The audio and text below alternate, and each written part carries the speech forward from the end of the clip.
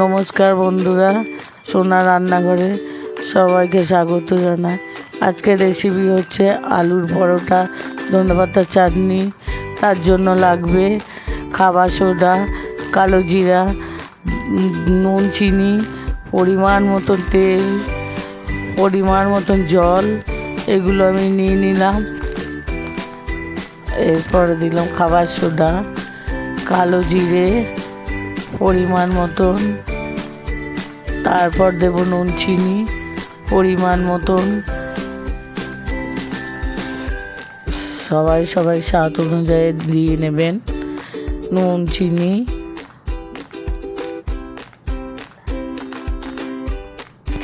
তারপর রিফাইন তেল পরিমাণ মতন দেবেন। ওটাকে ভালো করে ময়াম দিতে হবে।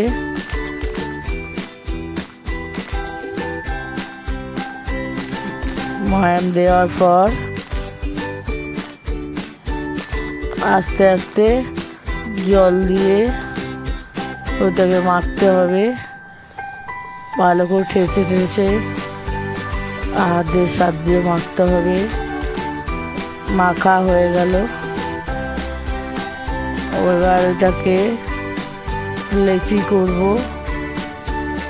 হাতের সাইজে গোল গোল করে লেচি করে আলু মাখার জন্য আমরা আদা কুচি, লেবু, লঙ্কা, ধনেপাতা, ভাজা মশলা, নুন, চিনি। এবার আমরা আলুটা মাখছি। আলুটাকে মেখে নিলাম। ভালো করে মাখতে হবে আলুটাকে। এবার একে একে সব কিছু দিয়ে দেবো। আদা কুচি দিলাম পরিমাণ মতন,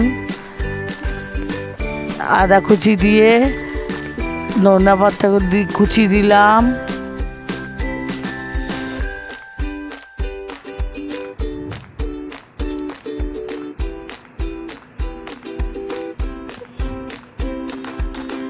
এরপরে কাঁচা লঙ্কা দিলাম পরিমাণ মতন, লেবু রস দিলাম পরিমাণ মতন।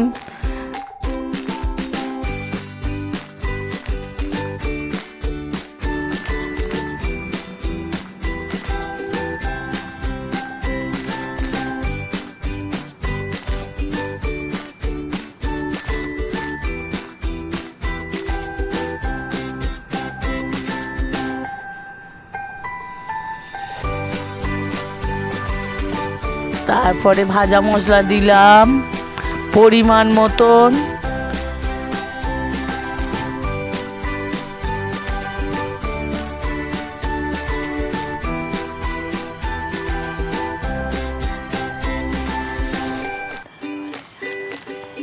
স্বাদ অনুযায়ী নুন, চিনি দিলাম।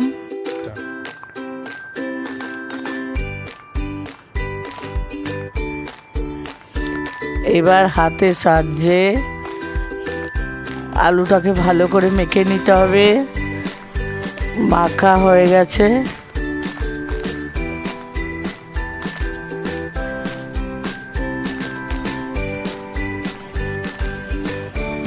এবার লেচি কেটে তার ভিতরে আলুর পুরগুলো দিয়ে দিতে হবে। হাতের সাহায্যে ভালো করে গোল করতে হবে। গোল করে তারপরে বেলতে হবে। বেলে নিলাম গোল করে।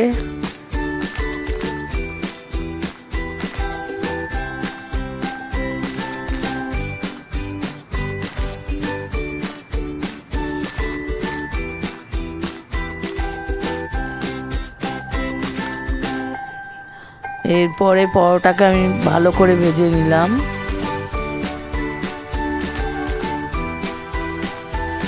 ধনেপাতা চাটনির জন্য লেবু, ধনেপাতা, বিট নুন, লঙ্কা, জল এরপর ধনে পাতা নিয়ে নেব মিক্সিতে। ধনে পাতাগুলো দিয়ে কাঁচা লঙ্কা দেব পরিমাণ মতন, তারপর বিট নুন দেবো পরিমাণ মতন,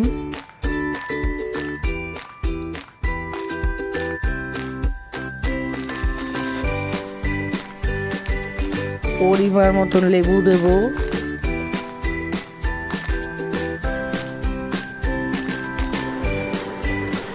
আমরা এরপরে পেস্ট করে নিলাম। তৈরি হয়ে গেল ধনেপাতার চাটনি। গরম গরম তৈরি হয়ে গেল, সঙ্গে ধনেপাতার চাটনি।